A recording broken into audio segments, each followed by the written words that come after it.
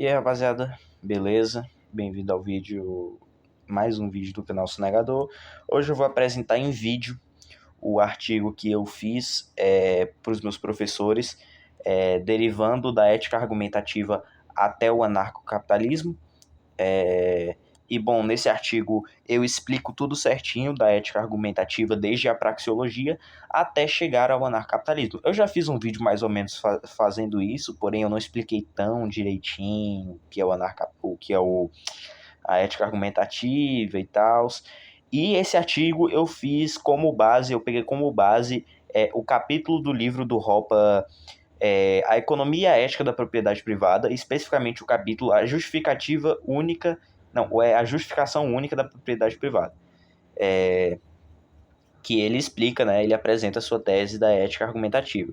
Então o artigo, pelo menos a parte da explicação da ética argumentativa, fiz baseado neste artigo, inteiramente. Agora, a parte do chegando do anarcapitalismo fui eu mesmo que derivei. E, na verdade, é um pouco simples.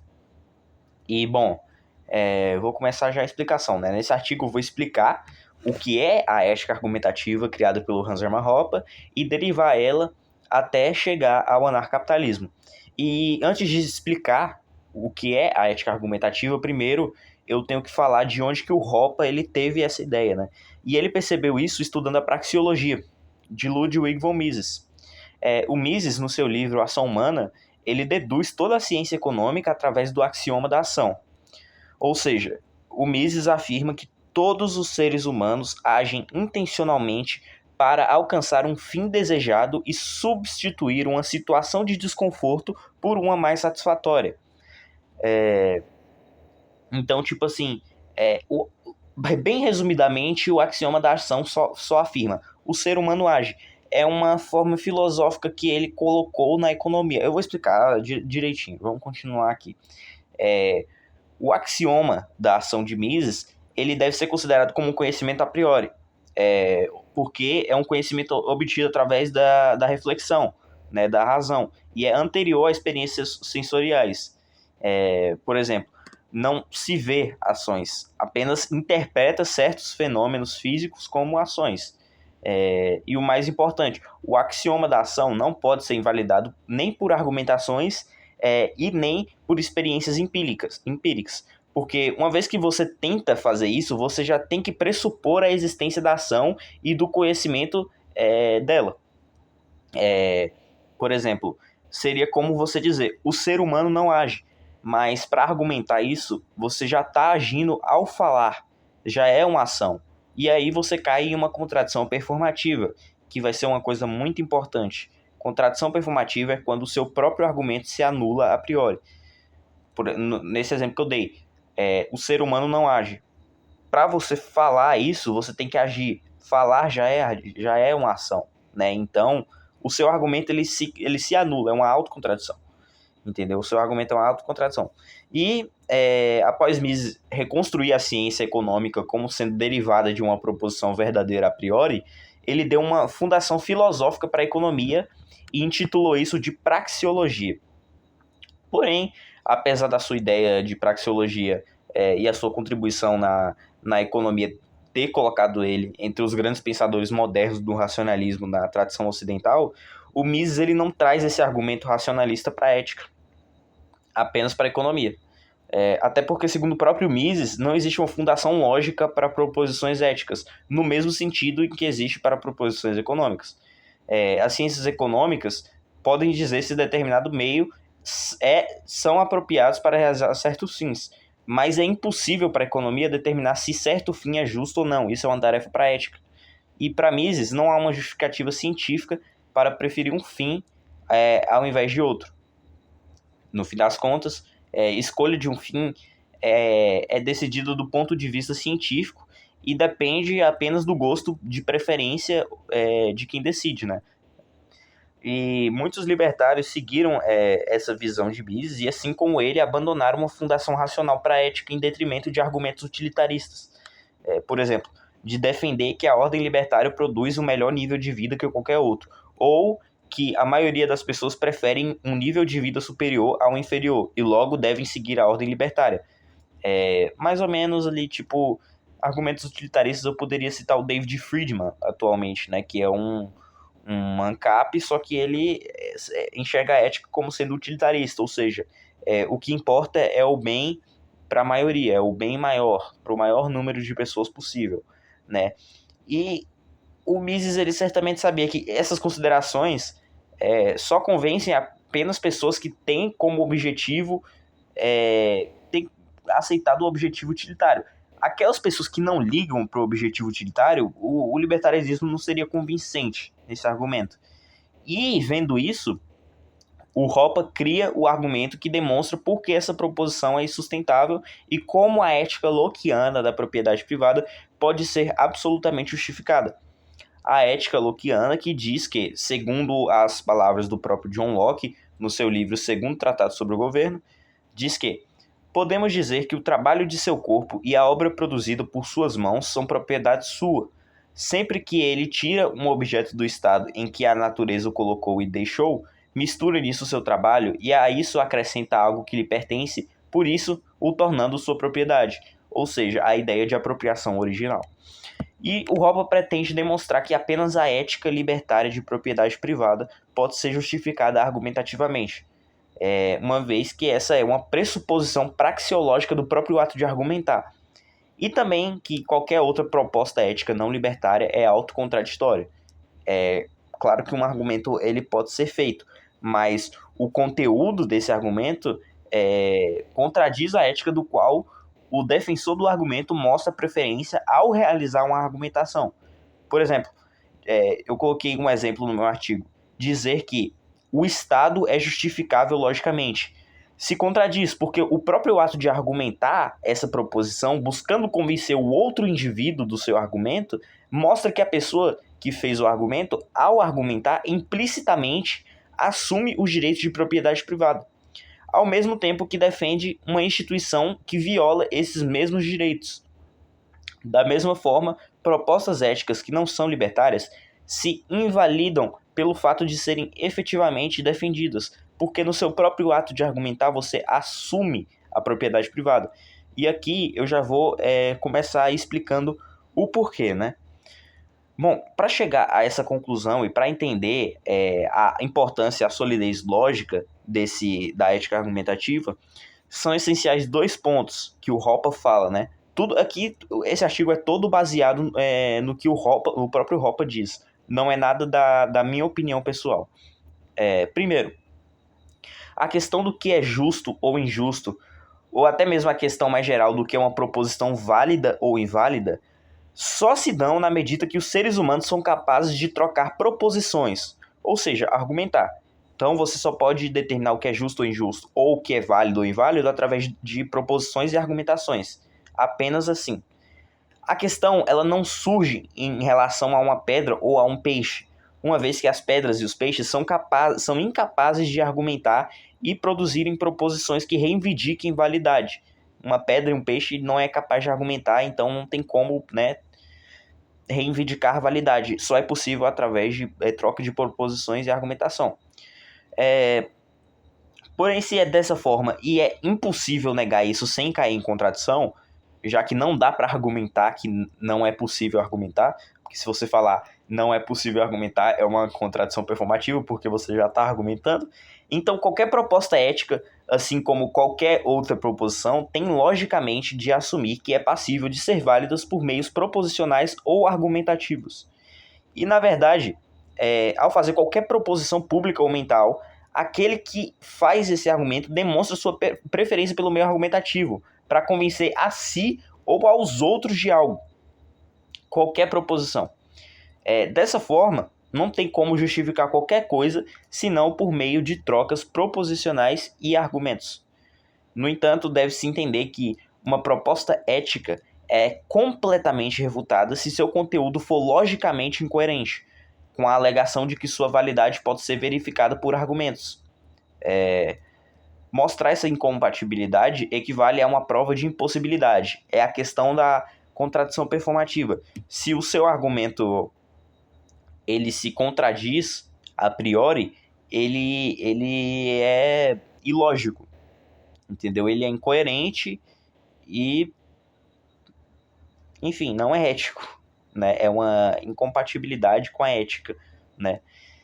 Agora, em segundo lugar, é preciso entender que a argumentação não se baseia em proposições flutuando no ar, mas sim uma forma de ação que requer o emprego de meios escassos, e que os meios pelos quais aqueles que argumentam demonstram preferência ao argumentar são os meios da propriedade privada.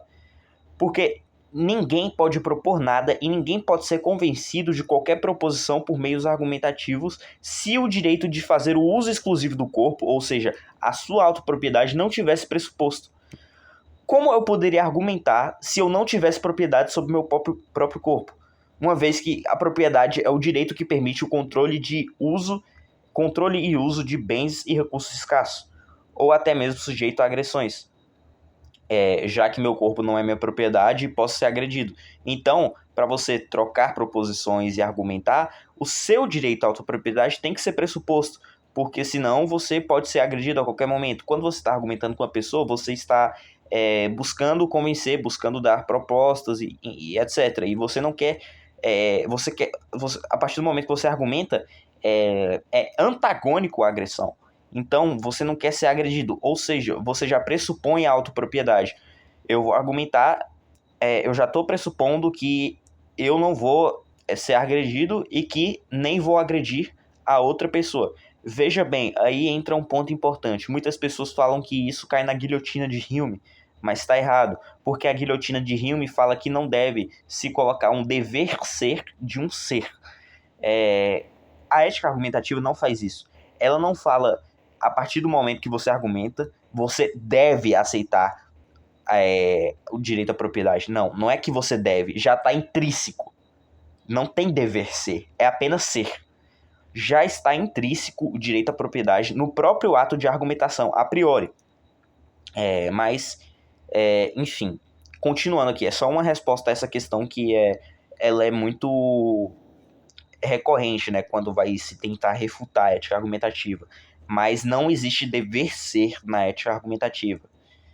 Enfim. É justamente esse reconhecimento mútuo da autopropriedade que se dá em uma discussão, né, em um debate, em uma argumentação, que explica o caráter diferente dos argumentos, que, embora se possa discordar do que foi dito, é ainda assim possível concordar sobre o fato de haver discordância, né? Assim tendo uma discussão pacífica, porque se não fosse assim, não seria uma argumentação, e sim uma agressão. Então, se você argumenta, você não está agredindo, você está pressupondo o direito à autopropriedade. Se você está agredindo, você fere esse direito à autopropriedade, entendeu? Então, aí já é um ato antiético, a agressão já é antiético, né? E a argumentação, intrinsecamente, a priori, você já pressupõe o direito à autopropriedade. Não posso ser agredido, nem posso agredir. Vou apresentar minha ideia. Está intrínseco.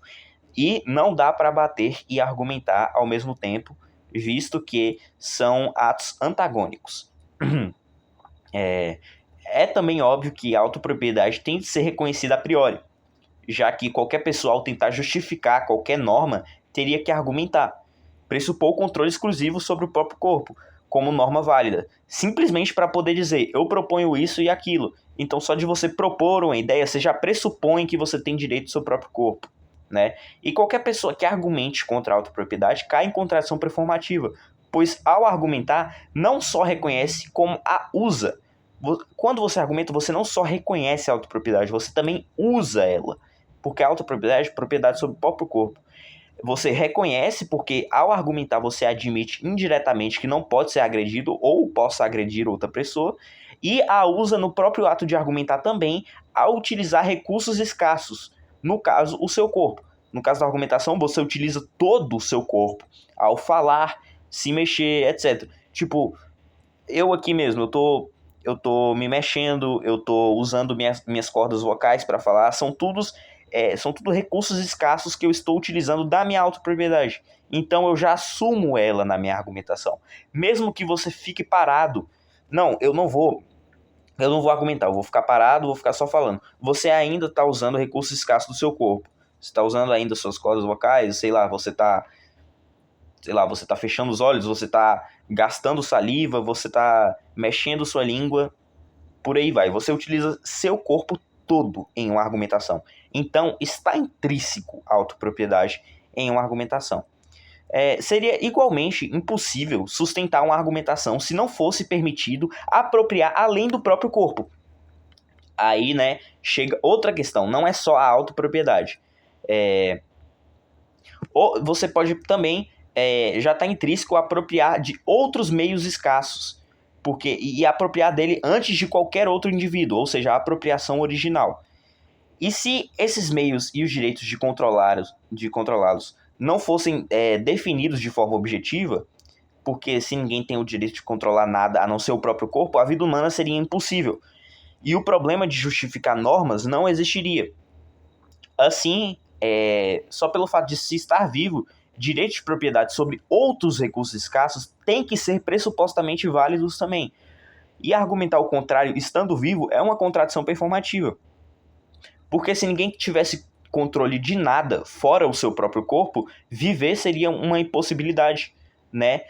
Uma vez que você não pode ter propriedade sobre alimentos, líquidos e diversas outras coisas fundamentais para a sobrevivência humana. Então, deixando de forma mais simples, você não pressupõe só o direito à autopropriedade do seu próprio corpo.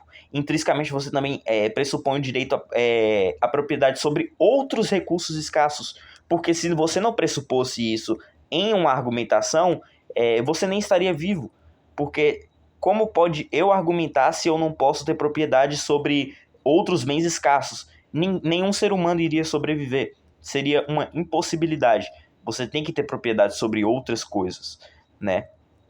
Então, na argumentação está pressuposto a autopropriedade e a propriedade também a outros bens escassos.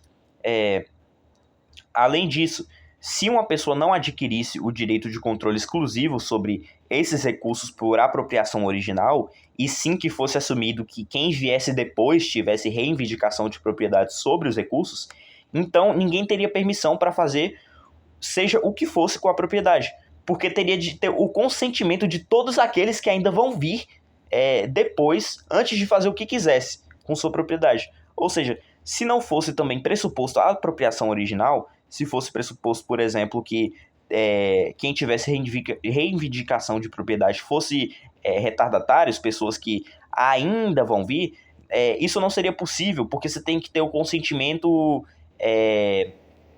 dos seus descendentes ainda, todas as pessoas que vão vir. Então, por isso que a apropriação original, ou seja, quem se apropriou, quem misturou o trabalho primeiro naquela propriedade, vira o dono daquela propriedade. Se isso não for pressuposto, também não é possível argumentar. Então, já tem 3 coisas aí, 3 ou 2, dependendo da sua interpretação, que já são pressupostas em uma argumentação, que é a autopropriedade, né? A você reconhecer uma argumentação pacífica, já tem uma autopropriedade, e você agredir é antagônico a argumentar. Então, a partir do momento que você argumenta, você já reconhece a autopropriedade e a propriedade privada sobre outros bens escassos, outros recursos escassos, incluindo a apropriação original, porque se não fosse a apropriação original, também não seria possível ter propriedade sobre outros recursos. Como eu vou argumentar mais aqui, né? Vou argumentar mais aqui sobre a apropriação original. Dessa forma, nem nós, nem nossos antepassados, nem os nossos descendentes podem ou poderão sobreviver se tal regra for seguida, né? Se os retardatários que tiverem direitos à propriedade e não a apropriação original. Para que alguém possa argumentar, é preciso que possa sobreviver. Por isso, os direitos de propriedade devem ser específicos e aplicáveis às pessoas envolvidas, não genéricos a qualquer tipo de pessoa ou atemporais. Pelo contrário, né, os direitos de propriedade têm que ser pensados em ações de indivíduos específicos em pontos definidos do tempo. Ou seja, no caso, a apropriação original é quem misturou o trabalho primeiro naquele recurso escasso. E aí vira o dono dele. É um ponto definido do tempo em indivíduo específico. Sem isso, né, sem você derivar o direito de propriedade pensando em ações de indivíduos específicos em pontos definidos no tempo, não seria possível comunicar algo e receber uma resposta. Ignorar a apropriação original é contraditório também, porque comunicar pressupõe a existência de indivíduos independentes tomando decisões em momentos definidos do tempo. Agir e argumentar seria impossível se a propriedade fosse definida por valores subjetivos em vez de limites físicos objetivos. Para não violar a propriedade alheia, a gente teria que consultar toda a humanidade sobre o valor que cada um dá às coisas, o que seria algo impossível. Além disso, não dá para justificar legalmente a proteção de valores subjetivos, porque mesmo argumentar pressupõe ações permitidas antes de qualquer acordo. Se não fossem, não seria possível sequer formular essa proposição. Né? Então, quando você argumenta, você já pressupõe ações permitidas antes de qualquer acordo. No caso, autopropriedade, propriedade sobre outros recursos escassos, etc. Né? Apropriação original. E isso só é viável porque a propriedade tem limites objetivos, reconhecíveis por qualquer pessoa sem precisar de concordar com a outra sobre um sistema de valores. O simples fato de estar vivo e poder formular proposições mostra que qualquer ética, exceto a ética libertária baseada na apropriação original, é inválida. Se propriedades pudessem ser reivindicadas por retardatários, ou seja, pessoas que ainda vão reivindicar, ou fossem definidas subjetivamente ao invés de objetivamente, ninguém conseguiria existir como indivíduo, independente de fazer qualquer proposição válida. E isso conclui a justificativa a priorística da ética da propriedade privada. Né? Então, está explicado, né, a ética argumentativa. Agora sim eu expliquei de forma mais completinha, né? Então, a ética argumentativa busca provar de forma a priori que, ao argumentar, você já pressupõe 3 coisas, ou 2, dependendo da sua interpretação. Como eu falei, autopropriedade, propriedade privada. Você pode colocar a apropriação original dentro dessa propriedade privada sobre outros recursos escassos também. Tá? Mas ao argumentar, você já pressupõe esses 3 direitos, que é a autopropriedade do seu próprio corpo, que você usa ao falar e reconhece ao não agredir, propriedade privada sobre outros bens escassos, porque se não fosse por isso você nem estaria vivo, e a apropriação original, porque se não fosse pela apropriação original você também não poderia apropriar de outros recursos escassos pela apropriação original. Esse depende desse. A propriedade privada de outros bens escassos depende da apropriação original, porque se fosse feitos por retardatários, a gente teria que consultar nossos descendentes, enfim, seria impossível. Então, só a apropriação original que justifica a propriedade privada de outros recursos escassos. Então, quando você argumenta, você já pressupõe esses direitos. Intrinsecamente, não é um dever ser. Não é você argumenta, então você deve. Você argumenta, você já pressupõe. Só é um ser, não é dever ser. Então, não é uma falácia naturalista. Só que o Hoppe, ao fazer a ética argumentativa, ele só pressupõe esses 3 direitos. Porém, se você escalar isso, você chega ao anarcapitalismo. E agora que eu vou explicar essa parte. Agora que eu expliquei de forma detalhada toda a ética argumentativa, eu vou derivar ela até chegar ao anarcapitalismo, de forma breve agora. A ética argumentativa demonstra que qualquer proposição ética só é consistente se assumir a autopropriedade e a apropriação original de recursos escassos. E isso significa que cada indivíduo tem direitos exclusivos sobre seu próprio corpo e sobre recursos que apropriou originalmente, sem interferência de terceiros. Se os direitos à propriedade são a priori, já são intrínsecos através da argumentação, qualquer violação, como roubo, agressão, expropriação ou coerção, é moralmente ilegítimo, é contraditório. A ética libertária deriva diretamente da impossibilidade lógica de justificar normativamente a violação da propriedade de outros sem contradição. Como pode alguém argumentar em defesa de agressão, sendo que no próprio ato de argumentar, ele intrinsecamente reconhece o direito à propriedade privada e à autopropriedade, como vimos anteriormente?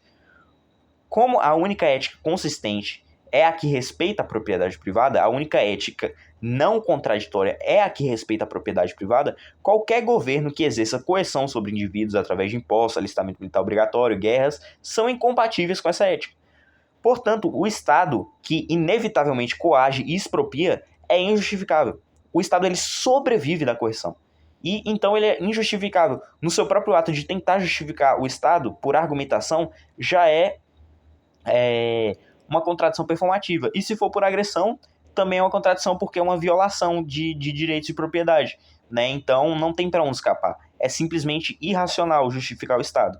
Como eu dei o exemplo anteriormente. A partir do momento que você argumenta, você pressupõe direito à outra propriedade e propriedade sobre outros recursos escassos através de apropriação original, ao mesmo tempo que você está justificando uma instituição que viola esses direitos. Então, é uma contradição performativa. Seu argumento ele se contradiz no próprio ato de argumentar. O seu argumento ele é autocontraditório. Entendeu? Argumentar exige respeito da propriedade privada. E o Estado não respeita a propriedade privada. Logo, é uma incoerência lógica. Né?